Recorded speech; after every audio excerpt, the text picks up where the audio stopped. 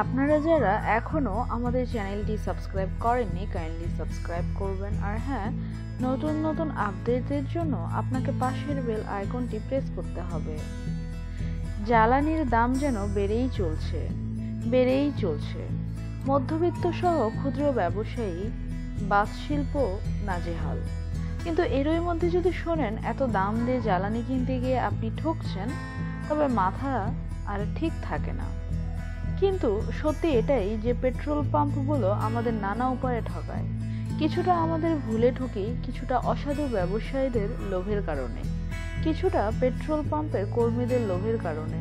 তো চলুন দেখে নেই কিভাবে ঠকি আমরা অনেকেই স্বভাববশত কিংবা পকেটের শোচনীয় অবস্থার কারণে পেট্রোল পাম্পে গিয়ে লিটার হিসেবে তেল না নিয়ে টাকা হিসেবে নিই, 100 টাকার বা 200 টাকার।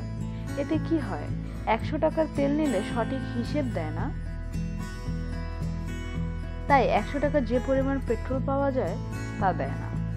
এভাবেই আমরা নিজেদের কারণেই ঠকছি প্রতিদিন। তাই আজ থেকে লিটার হিসেবে তেল নিন, টাকা হিসেবে নয়। নিজের ভুলের কারণে অন্যের পকেট ভরতে দেবেন না। এমনটা অনেক সময় হয়, আপনি পাম্পে গিয়ে বললেন 5 লিটার তেল দিতে বা 10 লিটার, পাম্পের কর্মচারী শুনতে না পাওয়ার ভান করে আপনাকে দেবে 2 লিটার তেল।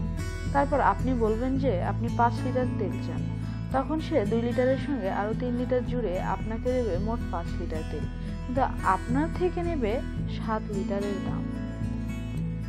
একটি মেশিন আছে যেটি পাম্পের মালিকরা মেশিনের মধ্যে দিয়ে রাখে, যেটির কাজ হলো তেল টানা। যখন তেল আপনাকে দেয় তখন ওই মেশিন তেল প্রতি 30 লিটার তেল কম দেয়।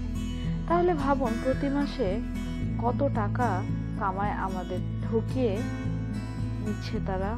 আর যে মেশিনটাতে তেল টানে তার দাম মাত্র 3000 টাকা। ভিডিওটি অবশ্যই আপনি শেয়ার করবেন, আর হ্যাঁ, লাইক কমেন্ট করতে ভুলবেন না। ধন্যবাদ।